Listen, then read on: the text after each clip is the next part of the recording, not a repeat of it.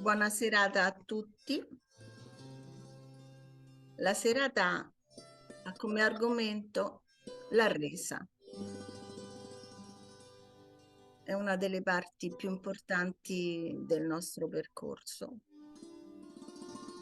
Per arrendersi, ovviamente, dobbiamo conoscere prima come siamo fatti dentro di noi, i nostri chakra, e dobbiamo sapere a chi arrenderci. Stasera ci arrenderemo proprio il nostro corpo a tutte le deità. Le chiamiamo a presenziare tutte a questa meditazione. Se abbassi un pochino la musica, se no non ce la faccio.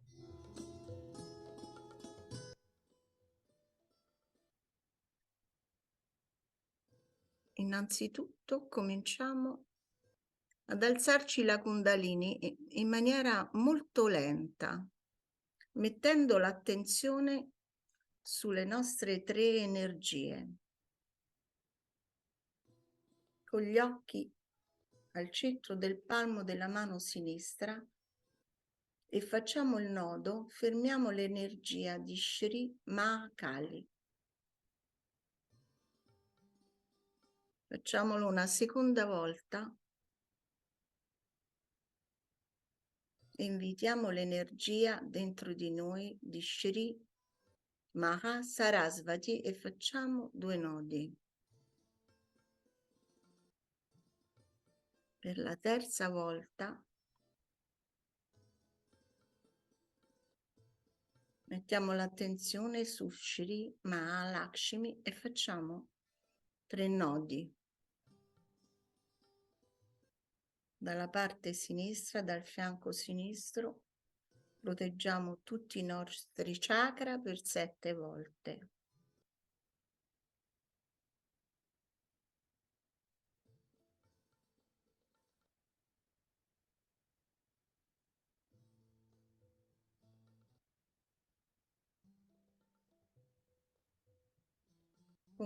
Congiungiamo le nostre mani al centro del nostro cuore.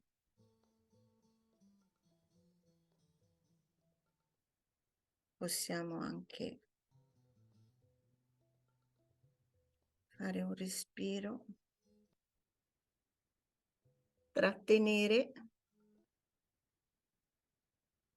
e poi lasciare andare il nostro fiato.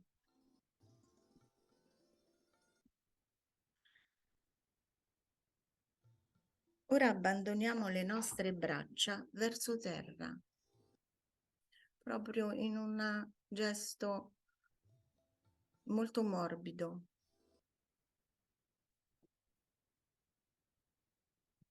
E possiamo, sì, puoi rimettere la musica, Serenella. Scuotiamo un po' le braccia.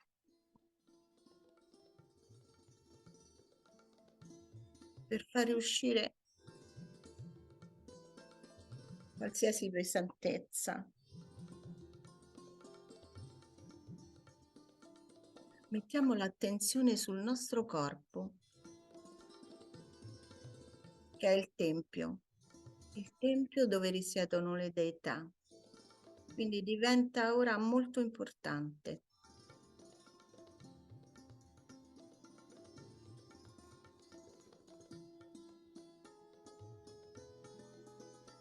Abbandoniamo tutto alla Madre Terra.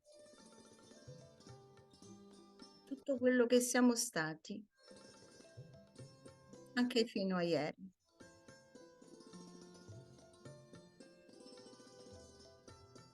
Ora mettiamo la mano sinistra sul ginocchio e la mano destra verso terra.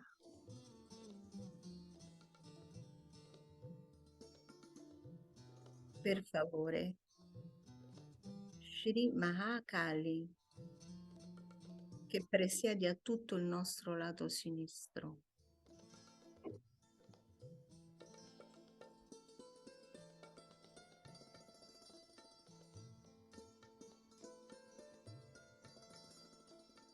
Diventa la padrona tu del nostro passato.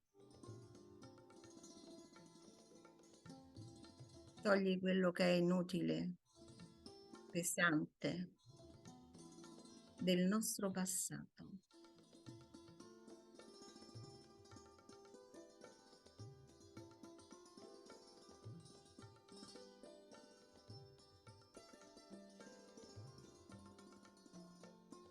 Ora possiamo mettere la mano destra sul ginocchio e la mano sinistra verso l'aria.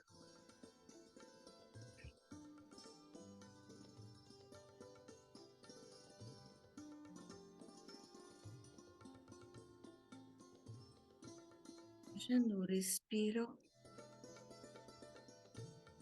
trattenendo, usando l'aria con il respiro e buttando fuori l'aria. Possiamo dire come un mantra: Shri Maha Sarasvati, io affido a te tutte le mie azioni. Non sono io che agisco.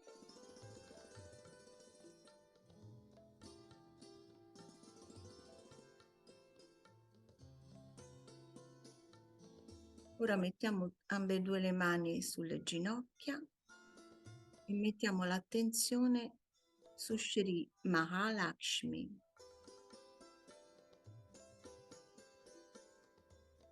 Affermando: Shri Mahalakshmi, tu sei il mio presente.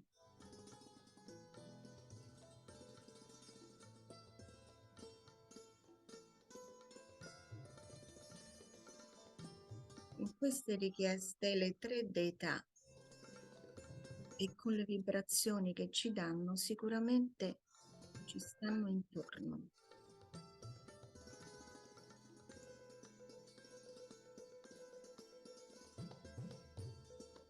Mettiamo ora l'attenzione sul Muladhara,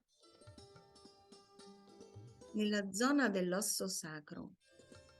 Mettiamo il nostro osso sacro più a contatto con la sedia, se siamo sulla sedia, o con la terra, se siamo seduti a terra.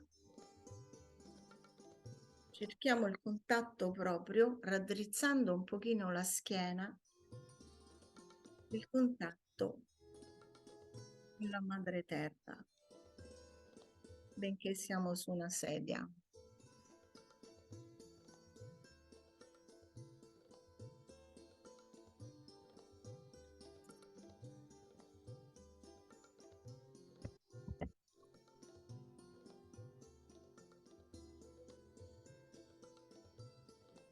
Massaggiamo il nostro osso sacro a questo punto, chiedendo: Shri Ganesha, affido a te questa meditazione.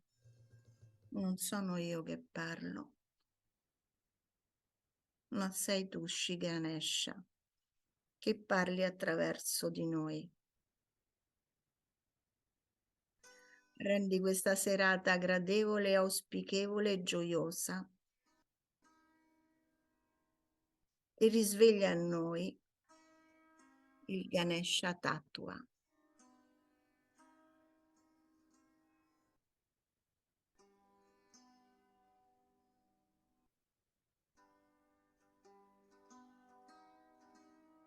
Ora, collegandoci col Muladhara superiore,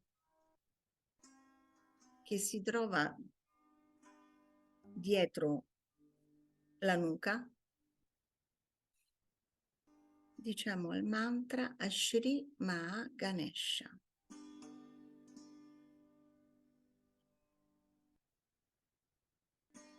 Om Twameva Sakshat Shri Mahaganesha Sakshat Shri Adishakti Mataji Shri Nirmala Deve Namo Namaha. Ora possiamo aprire l'olio, ci ungiamo la punta delle nostre mani, della mano destra, e possiamo massaggiare questo punto con l'olio in senso antiorario dietro.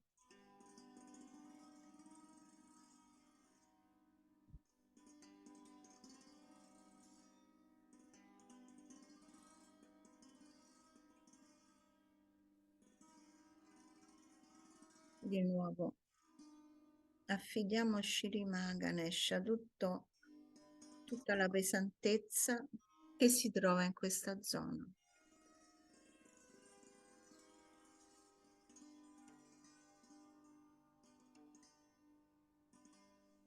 Ora con l'attenzione allo Svadhisthana massaggiamo la zona che va da attorno al punto che abbiamo massaggiato prima, destro o sinistro, quindi ci ungeremo ambedue le mani.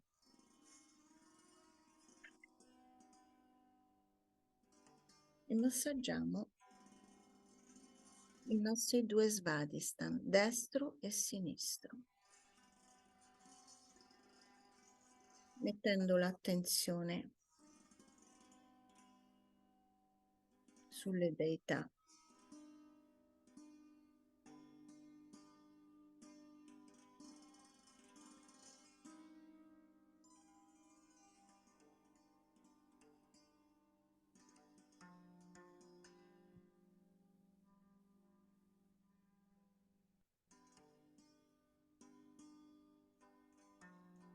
Lo Svadhisthana occupa questa zona fin sopra le orecchie. Quindi facciamo un massaggio con i polpastrelli fin sopra le orecchie.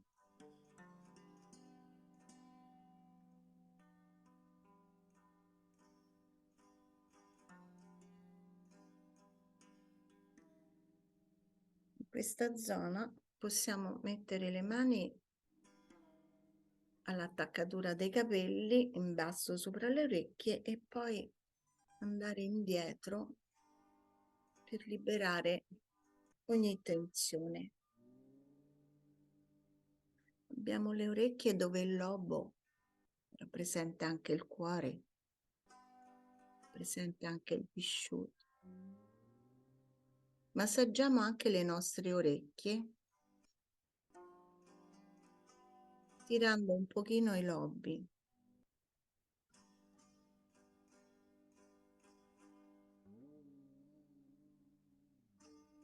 Ogni punto, ogni cellula del nostro corpo contiene lo spirito, contiene nel suo nucleo la luce, per cui risvegliamo in ogni cellula, in ogni parte del nostro corpo, lo spirito, la luce. Anche noi possiamo essere fatti di luce, non solo le deità.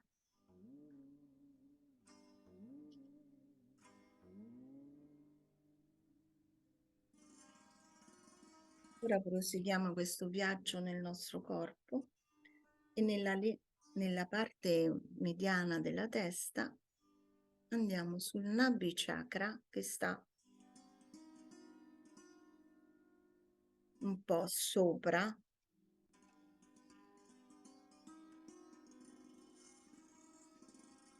tra il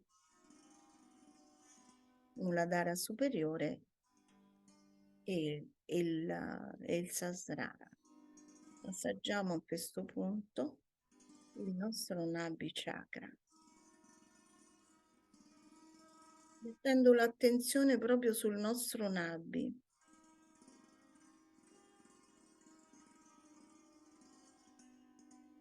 Shri Lakshmi Vishnu, siate i padroni della mia vita materiale.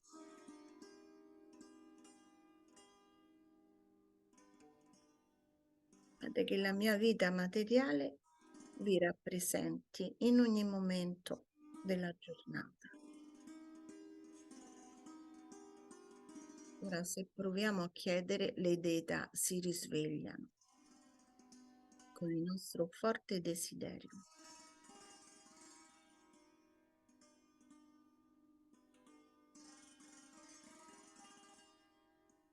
Possiamo andare al Nabhi destro che si trova sulla parte davanti e questa volta massaggiamo in senso orario.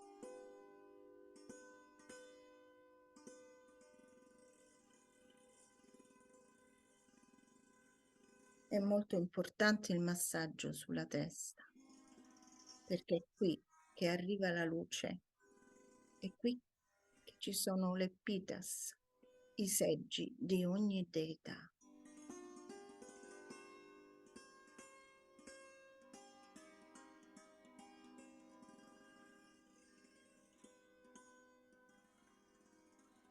Nel centro della testa, in corrispondenza del Muladhara, c'è il cuore. In corrispondenza del Sahasrara c'è il cuore. Col dito, con le dita, con la mano, anzi poggiamo la mano con le dita bene alzate e facciamo un massaggio circolare.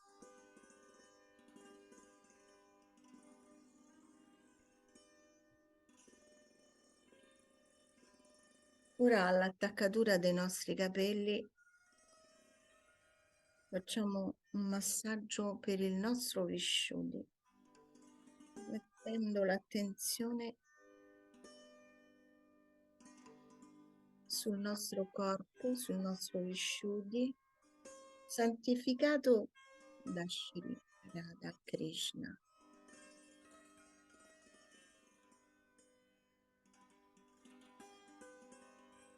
Facciamo proprio tutta l'attaccatura dei capelli.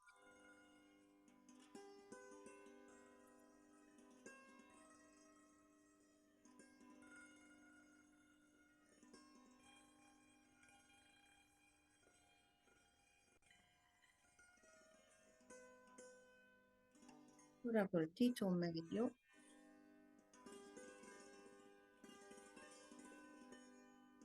col dito anulare possiamo mettere il dito anulare al centro della nostra fronte dove c'è Agnya Chakra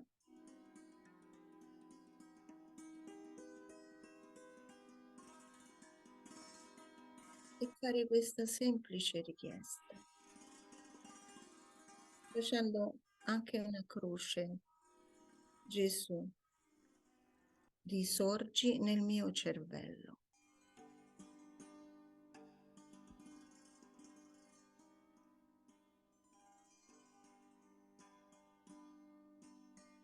Tu sei Brahma e sei Mahavishnu. Affido a te ogni pensiero.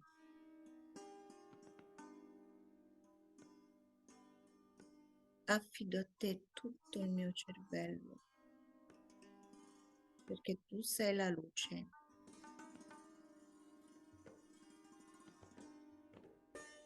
Continuiamo a massaggiare.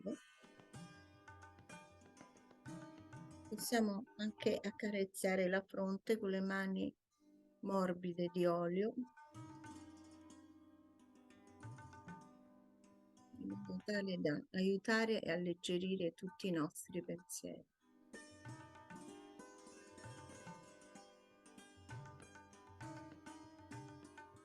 Le parti molto importanti, con le due mani sulla parte destra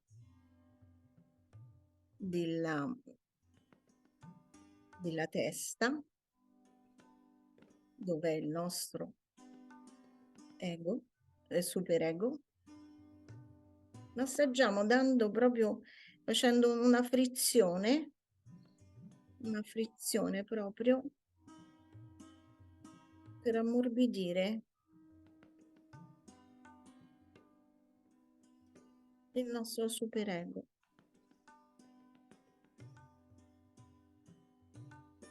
Sulla parte sinistra facciamo la stessa cosa, mandiamo le mani avanti e indietro con i polpastrelli e facciamo questo massaggio molto intenso,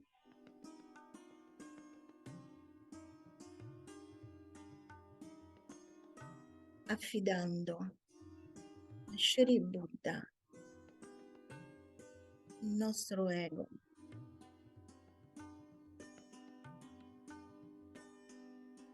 Soprattutto il nostro ego.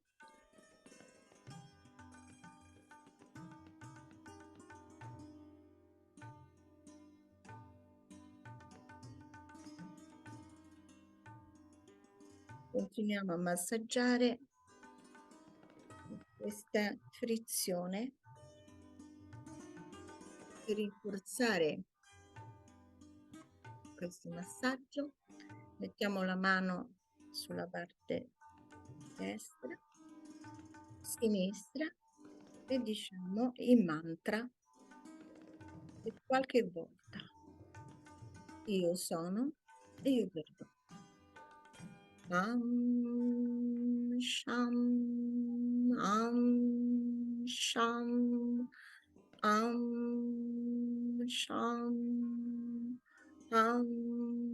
sham, sham. A questo punto mettiamo le mani dalle tempie verso il centro della nostra testa, affinché la nostra Kundalini sia libera di arrivare fin qua.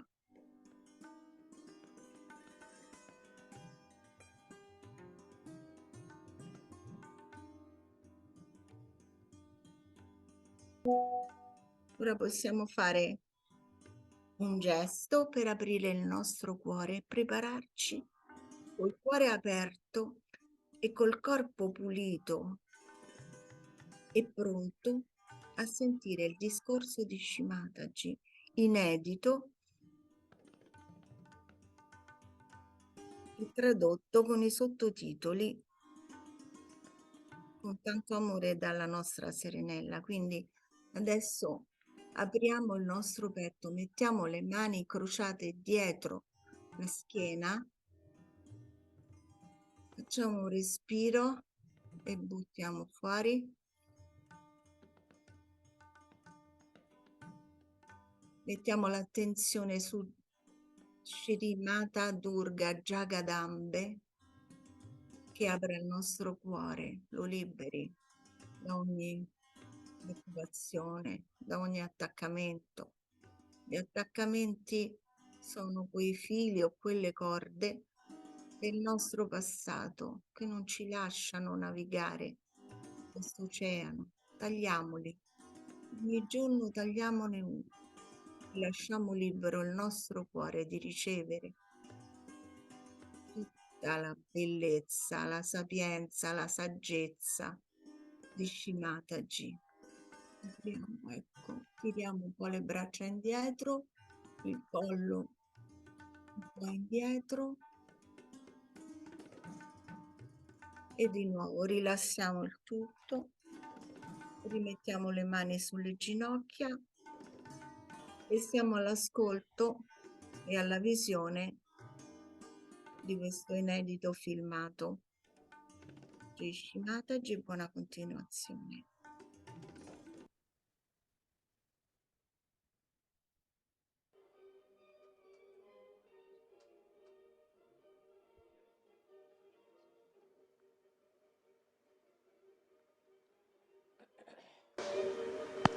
Bene, sì, sento.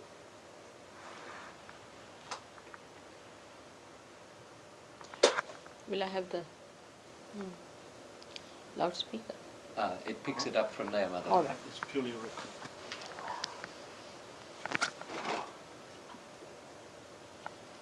So it's very nice to arrive here among all of you. And I'm sorry for what has happened before my coming here. But as I told you, that nature also can be awakened with the presence of a divine personality. And once it is awakened, it starts behaving in a manner as a realized soul would do. Like it gets angry with people who are not religious, people who don't want to know about God, people who are doing wrong things on life, people who are not normal people, in the sense they don't want to be part and parcel of the whole, recluses, all sorts of people. And once it is brought to that level, then it starts working on its own. As you know that according to SAHAJA YOGA, all these elements have got a deity behind it. For example, Agni has got a deity called Agni Devta. In pure form, Agni Devta is the one which really purifies us. It purifies everything. It purifies, say, a gold. If you put gold in the fire, see, it doesn't burn. It comes out more brilliant, better. But if it is something that is not of such a value, it will burn out. So all inflammable things are mostly of a low grade things which are to be burnt only. But amazingly, these lower things only, when they are enlightened, or you can say when you put some wood you take and you put fire to it. So when fire is added to that wood, the same fire which is coming, actually the base is that, the wood itself, which is inflammable. And the flames that are coming out of that fire, once they are enlightened, they starts knowing what is truth, what is untruth, and reacting in such a manner as if they know what work has to be done. Now the difference between a Sahajogi and the fire, which is so initiated, is this, that it does not think about it. It just goes on completely finishing things which it has to do. And by a method of frequencies, it knows where to go and which one to burn out. And that's how it goes on burning things which it has to burn. And some of the unfortunate things are that people feel that this fire has no compassion, and that the fire must have some compassion also to spare some people. But the trouble is, we must understand that we have so many things within us. We've got fire, we've got water, we've got Mother Earth, all elements are within us. But in the fire, it is only the fire element, nothing else. So it acts according to its own quality. That is fire. Whatever is the quality of the fire, when enlightened, separates truth from untruth and starts behaving in that manner, but it remains fire. It cannot become compassion. But in a way, if you see, when you start choosing between the wrong type of a person and a right type of a person, if you see in a subtle way, it is compassion, because it is truth. And truth is love. So whatever it is doing is to manifest the love of God. And when it is manifesting the love of God, you should know that though it is fire, it gets the performance of a personality which is as if is a human being, because it is discreet. It knows what to burn and what not to burn. One day, I must tell you, we were doing some sort of a cleaning of the doors with those lamps you get. And Linda one day, you see, by mistake, brought that lamp very close to my body. And the lamp, the flame was very strong, but it just went round me. and he didn't touch me. She was surprised. She said, "Mother, you are burning." I said, "Don't worry. It just went wrong," and came out. So the fire doesn't burn a person who is pure. Doesn't. An example is Sitaji. Sitaji, when she was brought by Sri Rama from Ravana's place, see, everybody said that she has lived with a Rakshasa and she must be found out uh, whether she is guilty or not. So Rama, first of all, he said, all right. He put the fire. She herself said that you put a fire, big fire of fire. And she sat on that. And when the fire started burning, it could not burn her. She could not be burnt. See? And the whole fire subsided. So, that time, the Agni Devata knows what is right, what is wrong, who is holy, who is unholy. But human beings take a lot of time to recognize that and to understand, even in Sahaja Yoga, because the sensitivity has to be grown much more. Now, why is it that anything that like water or Agni or any one of these elements becomes so sensitive than human beings are? How they just obediently do the thing as if they know the job, and they're so quick at it, so efficient. The reason is they are completely under the control of the divine. They are under the control of the powers of God. Absolutely, 100%. Whatever God wants, they do it once they are enlightened. But human beings are still, you see, dwindling between his own human awareness and the divine awareness and the oneness with the God. So it is the sensitivity in a person grows very, very slowly. Doesn't matter. Makes no difference. And when it grows, it comes, you see, it moves sometimes 2 steps forward and 5 steps backward now. You see, again, like by the time it is about 2 years, you find the gentleman at the same spot where he started. And you get quite upset how it has happened, despite Sahaja Yoga. But this is the thing, is that human beings can think and they can decide, and they have ultimate freedom to give up this sensitivity at any time. So, you have to be under complete obedience of the divine, which is, one cannot understand sometimes how to be like that, because we have not been brought up that way. We don't know how to do it, and it's very difficult. So many people say, "Mother, it is very difficult to surrender." It's not that they don't want to surrender, but they think that we are still, you see, popping up somewhere. Mother says something, but we start questioning her. Mother says this, then we think that we can suggest to Mother this another alternative and this and that. But there is no alternative. See, there is no alternative for a person who is a sensible person. If he knows that divine is only thinking of your hita, of your well-being, and whatever it sees and does, you see, knows much more than you do. Much, much more. And in so many dimensions that if somebody says so, that do like this, best is to do that. Sometimes it shocks people. People have ideas about sympathies, ideas about being, kind to others and to be compassionate to others. But what is a human compassion? It doesn't do anything, it just talks. Why? The God's compassion works. It works. It works on people. It doesn't talk that, "Oh, I'm very compassionate, I'm full of compassion," nothing. It just works, it manifests. So one should understand, to be a complete egoless personality, one should try to obey the self within yourself. Now, how do you obey yourself within yourself? It is through vibratory awareness. Try to obey through your vibratory awareness.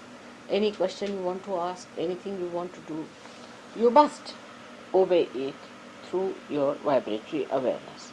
Now, some people are not so sensitive. That's true.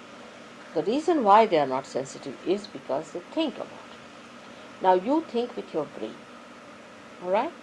If your brain can be enlightened, then you will think as the divine thinks, and your sensitivity will improve. Because sensitivity comes from the central nervous system. Now, in the central nervous system, if there is any blockage, it is actually in the brain, because all the centers are represented in the brain. So, the best thing is to say that, Mother, come in my brain. Please reside in my brain. Please make your room in this brain.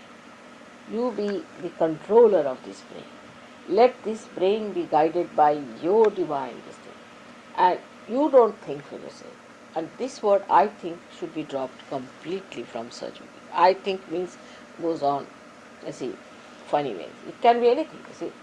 Like once we went out and we had one of my very stupid uh, relations staying with us, a girl. And as I was going out, we had no service that day. So I was cooking, but that day when we were going out, so I told her, I'm going in the morning. Can you make a little bit of khichdi for us? When we come back, we'll have that. That's the only cooking she did in her lifetime, maybe she did not do also. So when we came back, she told me that she has not cooked. So I said, why? Why didn't you cook? Because we were supposed to take our food here. She said, I thought that maybe you may not come. Maybe you're not hungry. Maybe you may not like to eat. Maybe I may not do well. See, so all these four alternatives not to do the cooking. But I said, why didn't you think that we may be hungry, that we will eat? Why didn't you think this way? But I thought, you see, this is an explanation for uh, not having one in the brain, I should say, that there is no divine guidance in the brain. Then the guidance comes from your ego or from your superego, which says, I thought that this might happen. But how, why did you think like I, why not the other way around? Why did you think the other way around? But that is how it is. And when these things happen, we really are so much used to this kind of justification and alternatives to be offered that this becomes again the habit of the brain, and the brain gets separated from the divine. So you tell your brain, but why? Why did you think like that? Now will you stop thinking about these things and on these lines? Let us think of the positive thing. Now positive thinking is nothing but is a thinking as according to SAHAJA YOGA. It's not aggressive thinking, but it means that a thinking which helps to manifest the divine. That is what is positive thinking. And the it's all right. It's all right. And the result of that is that your nerves start opening up, and you start feeling the manifestation of divine power in your fingers, in your being. And this is the basic thing that doesn't happen in the West or in the Western culture, because we have a very big idea of always giving an explanation for anything. Now you can see that, supposing you go to a person who is possessed and you get possessed, then you give an explanation. You see, I went to that person thinking, I thought that I will cure that person, but the result is you are mad now. Instead of that person getting cured, you have. So what is the reason? The reason is you thought in a very negative way, that I thought that this would help me, or I was helping that person. On the contrary, you got into trouble. Now, the trouble did not think. No. It just entered into you without thinking. It is there. It never thought whether I entered this person or not. It just came in, walked straight forward. While you were busy thinking, you see, it entered into your being and settled down there. So, it's like a thief walking into your house nicely when you are busy absent-mindedly doing something. See, it's exactly like you see the thief walking in, suddenly you find, oh, the thief is standing behind you. Now you said I was thinking.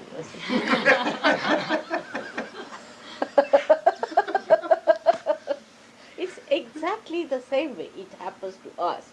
And when we know, our mind knows that I can give an explanation about it, every time it is ready to give explanation, then the mind, you see, is used to that kind of a phenomena, that it will always give an excuse, always it will say something.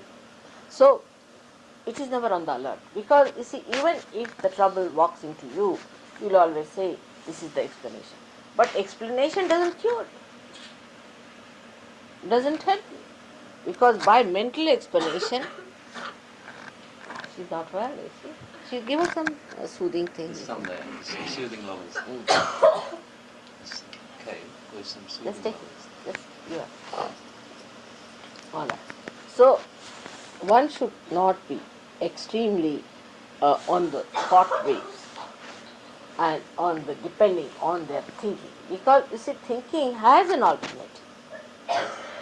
Thinking always has an alternative. You can say, I was thinking this or I was thinking that. But whom are you blaming? It was you who were thinking, so you are responsible for it. So if you take the responsibility for your thinking, then you may not do such a thing as to say that I thought if I had done this thing, it would happen. Because you are responsible for your thinking. Supposing an engine driver decides that I thought I better go by the other route and has a big accident, people will ask him, why did you think like that? What was the thing that made you think like that? But in every day-to-day life, I find human beings are always saying, I think, I think, I think, all the time giving alternatives. And that's why they go up and down, up and down, up and down like that. But for fire or for water or for Mother Earth, there is no alternative. There is no alternative. If I just touch the Mother Earth and I say, suck in their problems, please, she sucks. If I tell the fire, now, come now, you have been ignited. I don't even tell. I don't even tell. They immediately suck in. Their kundalini rises, you can see. You put a fire in front of my foot. It's vibrating. You put a light, it's vibrating. It has no alternatives. It doesn't think, it has no alternatives. It's just enlightened. It has its own quality of enlightenment in the purest sense, because thinking makes it impure. Your enlightenment becomes impure by your thinking, by giving explanations, by giving all these nonsensical alternatives. So one should know, the divine, there is no alternative. In Sanskrit the word is paryaya. There is no paryaya for divine. Divine is divine. There is nothing like that. Supposing you don't want to accept it, you will have problems, and then you will say that, Mother, how did we have problems? As you saw in Delhi. I told these people many a times that please do not have any program for 8 days and let all these people stay with some friends. They wouldn't listen to me. They arranged their program in that flat. And they were thinking they will have a big pendal in which they will give them the food to eat and all that. But you know what happened? It rained and rained and rained. Now rain knew what I wanted. And because it had to rain for the rabi crop. You see, you have to look after the whole universe. And that's why I said that for these 8 days, don't allow them to stay in this, because it will be difficult for them to move out. Better keep them with some other people so they can carry them along and do this. But they did not. Ultimately, it turned out to be a fiasco. They had to arrange for the stay of all other people into summer. So this is the situation. Now they might say that, Mother, you better stop the rain. I will not. Because they must know that the question of rabi crop is also equally important for me. And they have to have their share. After all, they are human beings and they are to be helped. But why didn't you listen to me? And then he came to me and he said that, Mother, will you please stop the rain tomorrow? I said, oh, tomorrow I will. He went back and he told the other gentleman, he said that let's put up the shalom, let's put up the pendal and let us cook there. He said, but no, it will rain. He said, no, it will not, because I have told God himself. She said, where did you meet God? He said, I did meet him, and now it's done. The next day he got up at 5 o'clock, the other fellow, to see. And he saw the whole sky so clear. He said, look at that, you have told God and God has listened to you. So this is it. Then when you are that much one with God, I mean, if you tell anything, it will work. Anything. Anything you ask for, it will work. But we are not.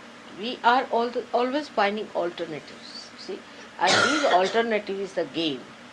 All these people have played with you all the time, giving you alternatives. You see now, in the market if you go, just now I asked him about what car you have. So he told me there are so many combinations, this, that, if you cylinder, this, that, so you go mad. You say, all right, Baba, give me something, whatever it is. And then, you see, this is all playing with your brains all the time, giving you alternatives, whether you want this or that. And you feel that you are really a great personality that you can decide about, I'll have this color and that thing. Very seriously people do. Even I've seen, see, in a dinner, if people are sitting in a hotel and something, they'll study all the menu very carefully, and any one of will say, all right, I'll have this, the other fellow will say, I'll have that. And the bearer is quite puzzled, but the owners are happy that they have the food. They just mix up this with that. Oh, this is this, this is this, this is this. And just they try to befool you. See, everything is boiled, kept there. All right, this with sauce. All right, this with masala. This with masala. It's all ready. You see, just mix that before you. Oh, I've got very good this thing. It's not that your spirit is happy with it. It's not even your stomach that is happy with it. It's not even your palate that is happy with it. It's only your brain, this ego, is happy. And you say, oh, very nice. Oh, very nice. Still, it's no good. Same thing with gurus. It happens like that. That you see, they pay for the guru. All right. So now the satisfaction is I've paid for the guru. And when you go there, even there they feel the scorpion is pinching them. I see all the time is biting. They say, what happened? No, it's all right. It's good. Nothing has gone wrong with it. Again this time. And they continue with it. Oh, I'm very fine. Yes, I'm all right. I'm very peaceful. I'm never agitated. I'm absolutely relaxed. And you can see his nose is jumping, his eyes are jumping, his head is jumping, and he's supposed to be the most relaxed person. Oh, I felt very peaceful, very happy, no doubt. How can? With bhoots, how can you? I mean, I know you cannot. But I've seen many people telling me this story. Oh, they felt very nice with the guru, and they felt very peaceful with the guru. And I look at that. You become dishonest. Just to support that, one becomes dishonest. So we come back to the same point, that all these elements are honest. They are absolutely honest. Whatever is their quality, they profess that. A fire will not say that I will cool you down. It will not say. But after realization, so many of you must have noticed that if you put your hands to the fire, you get cool breeze coming out of it, because it burns away whatever is ugly, whatever is bad in you, and you get the cool breeze from everywhere there, because that part is burnt away. It does the work of burning away. And when it burns away, then you put a hand towards the fire, and you are surprised that from the flame the cool is coming up. Instead of burning me, how the flame is cooling. So the quality, whatever they represent, they have within themselves built in, and they are honest. They are not dishonest, because they are absolutely one with the divine laws. But human beings are not like that. They play tricks here, there, there. That's why to give realization to human beings is a very difficult thing. Now I will also tell you about the Swayambhu things that come out of Mother Earth. You see, the Mother Earth sends out certain forms above for being, for you people to see that there are vibrations, to work out her spiritual thing, by which she makes the spirituality emit among you, by which she guides you, by which she creates a nucleus for you to worship, and this work she does in a very honest manner. But when such a Swayambhu things comes up, you can't understand why people are attracted to it. So then you become a sort of a in charge of that thing. Then you want to make artificial images of that. It's a human nature to make anything, everything that you see real, make it artificial. And that goes on and on and on till human beings themselves become so identified their artificiality that they don't understand what is reality is. In reality, whatever you are the highest. You are the highest epitome of all the creation. Even the thing that comes out of the Mother Earth cannot do the work that you can do. It cannot raise the Kundalini. It cannot cure, maybe little bit effects might. But it won't work out with that force, with that maneuverability when you are like a very advanced machinery. Of course, very advanced, extremely sharp and extremely effective. But the problem is this brain of yours, you see, when it comes in between, which is nothing compared to that big brain, you see. Your brain is nothing but like a little mosquito, it comes up and it comes here and then says, oh, this. And then the problem starts. But if you really start using His power within you, God has made you as the best instrument that you could think. And as you start using your instrument with that wisdom and surrender on humility, gradually it evolves more and more and more, and you start developing more sensitive sides, or we can say evolving a new method in this and getting a better and better understanding of the working of SAHAJA YOGA. So it is important that first of all we must decide to stop the brain working too much and say that, Mother, you be in our brain. Thank God I am before you in person. It's not difficult. Just say that, Mother, you have to be in our brain. Now this brain is, as you know, is supported by the 5 elements. They all are in this brain. And if you can somehow or other bring me in that brain, somehow or other, by telling your brain now not to disturb you anymore, you'll be amazed that immediately the whole system will start working like a dynamo.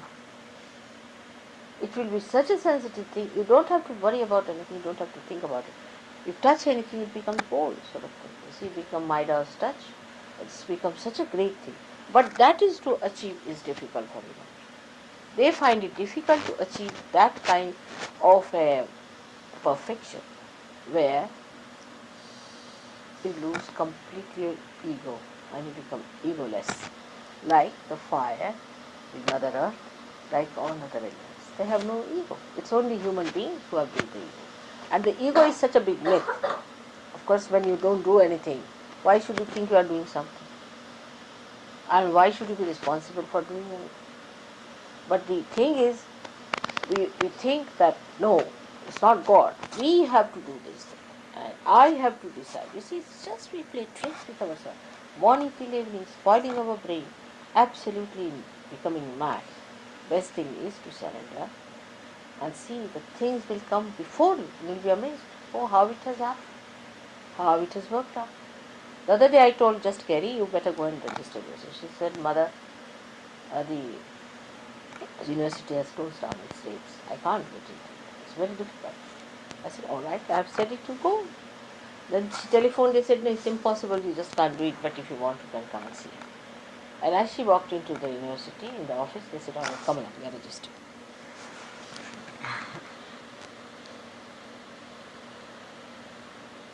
It is.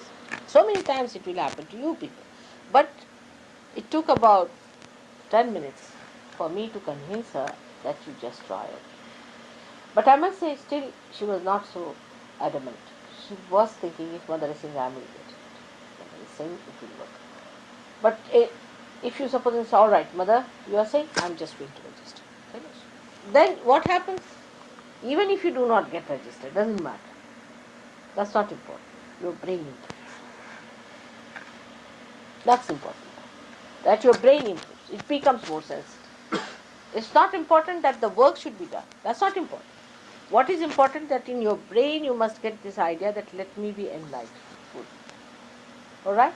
This is what one has to understand in a very subtle way, that we all are very sensitive instruments made by God, and all our energies are not at work.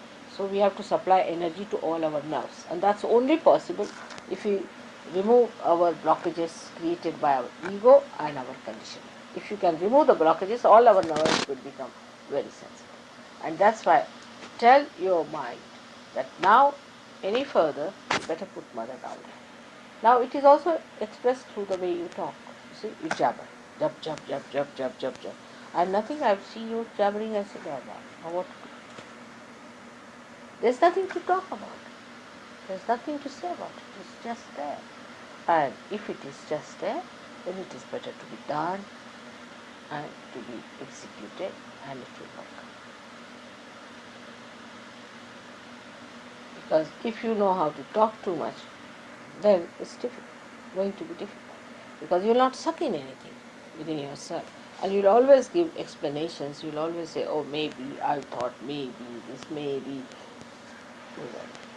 A simple example, say for example, I said, oh, I think I brought. If I say I think I brought, I mean something in it. I said, I brought my chappals with me. So I was saying, no, I think finished. May not be true. I may not be true at all when I'm saying that. See, I may be saying it just to test you. And to say maybe, then yes, all right. Try. Once or twice you say that whatever you know so far, you say, must be. If mother says must be. Just try to train your mind that way. I try these tricks and I find mostly they fail. Then I give up. Mostly they fail.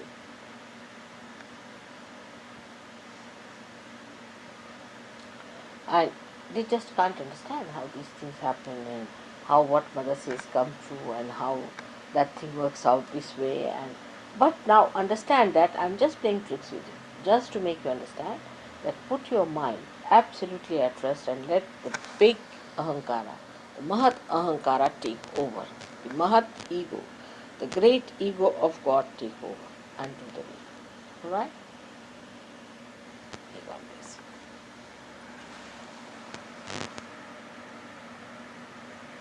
you. It's better now. I think brain activity has stopped quite a lot.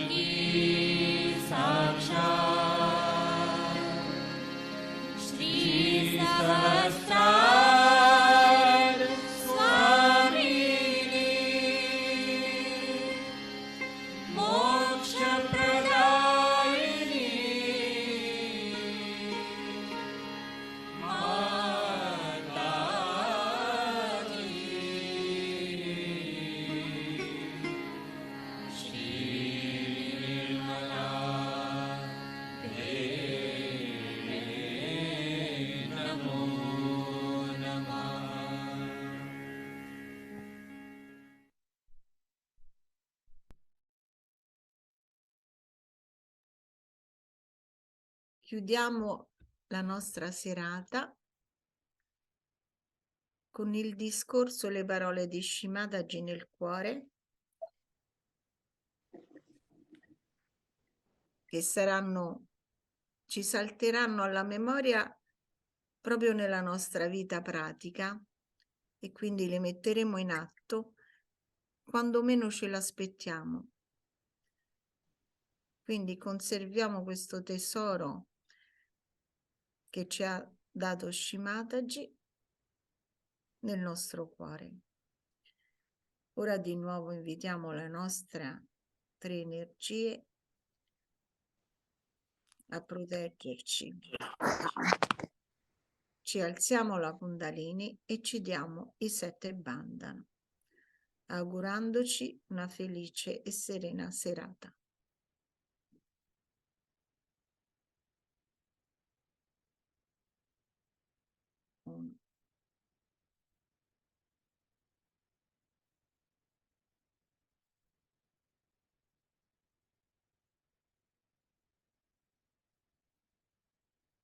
Proteggiamo.